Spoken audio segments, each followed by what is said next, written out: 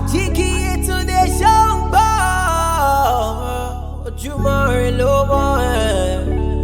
Happy birthday yeah. Ojíire ló pọ́lẹ́ o.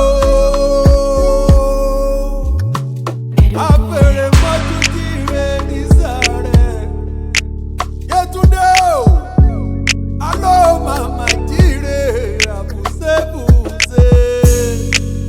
Ilé ló bá wà ní owó dé wẹ̀kú, ilé ló bá wà ní owó tẹ̀tẹ̀. Ìyàrá ló bá wà ní owó kókó lé. Happy birthday to you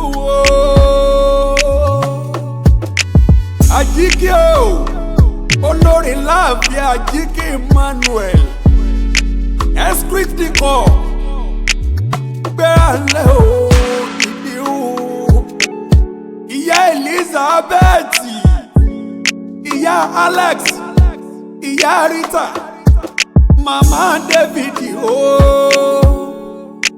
Òjòjò tí ń ṣòbí lẹ́yìn ọmọ bíbí oníjẹ̀pín tirẹ̀ gbéra ńlẹ̀ o ìdí o. Ẹ dákun ẹ dábọ̀ ẹ bá mi gbọ́ pẹ̀lẹ́ jọlẹ̀ mo fẹ́ bá fani gbólóhùn. Àjíkì o, Ifá dákun má fìrè pé mi má fi bí péré má má fòlòlò fọhùn. Alárin ìpín àtọ́rí ẹni tí ó tún ọ ṣe. Sọ́bà ìyẹ̀kú méjì òní jẹ́ ó bá wọn kú ní rèwerèwe. Wàá pẹ́ láyé bí àwọn àgbàkan tó fowó ewúṣọ́dé ọrùn. Ó yẹ jẹ́ ń bá dẹ́lu bàbá tó bí ọlọ́mọ.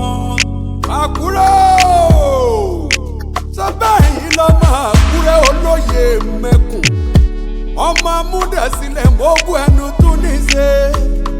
Ọmọ ọkùnrin Àkúrẹ́ roko fagbádá pínrín. Ọmọ obìnrin Àkúrẹ́ rodò ó fọ̀ sí mi ló lẹ́ ló pẹ́ fọ̀. Òṣì onítọ́mọ Àkúrẹ́ kó má láṣọ àlà funfun gbò. Àkúrẹ́ olómi méjì kan péjèèjì lálà. Aláṣẹ bẹ́ẹ̀ ó dómi ọmọ. Ọmọ ọlọ́jà méjì kan ná lọ́rì ìjọ. Kàn bá ná torí takún.